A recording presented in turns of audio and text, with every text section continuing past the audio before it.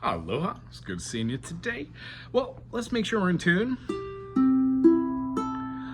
Two really cool things we learned today was that sometimes I do individual picking after strumming by using a downward stroke of just this finger hitting up and down notes with our rhythms. Triplet, or triplet.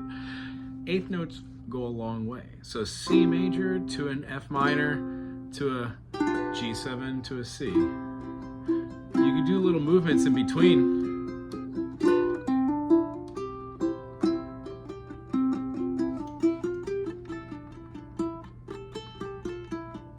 This is how I practice some of my scales. I'll be like,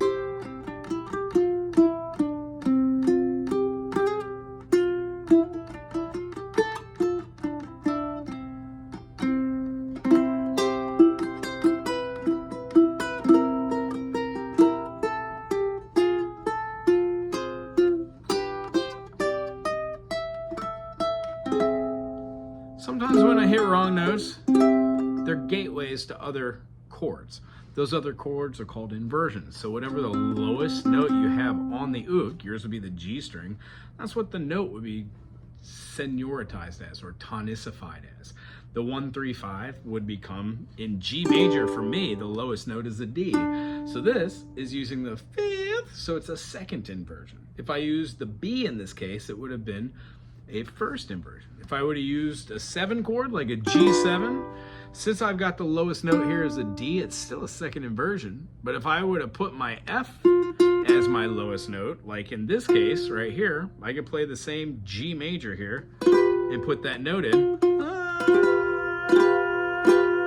And it gives me the lowest note on my ukulele as having the third inversion because it has an F rather than an F sharp, which should be in the key of G. So what we learned through the Bangles that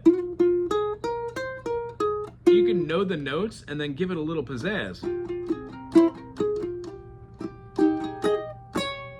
Right? You got those notes. Try and do them with your newfound plucking technique and give a little bit more gravitas to each individual note.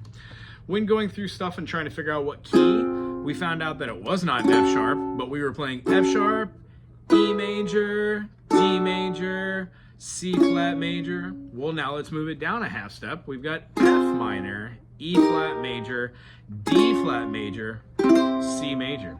This is that Andaluvian cadence we were talking about. And these are the exact same chords, they just play them slower when they do the verse. Or twice as long, I guess I would say.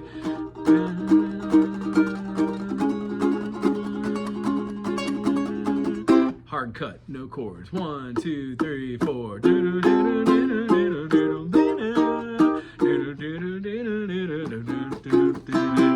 Fun tune. So this week I would say go back to basics with your D minor, try and do different finger changes and try and see how the E minor, the G major, the F major, the F minor, the C major, all of these chords can have inversions going up and down the neck.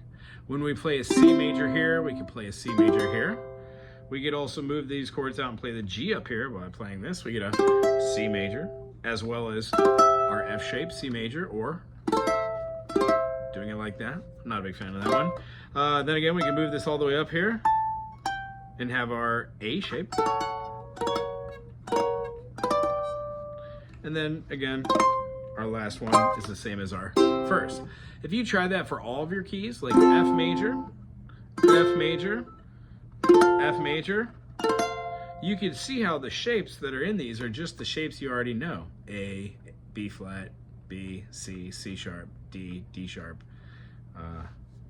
E, E sharp, which is an F. Cool. Hope that helps out with your inversions. Try those out with any music you've been working on. And next week, maybe we could pick a song from the book, or if you have a song in mind. Aloha.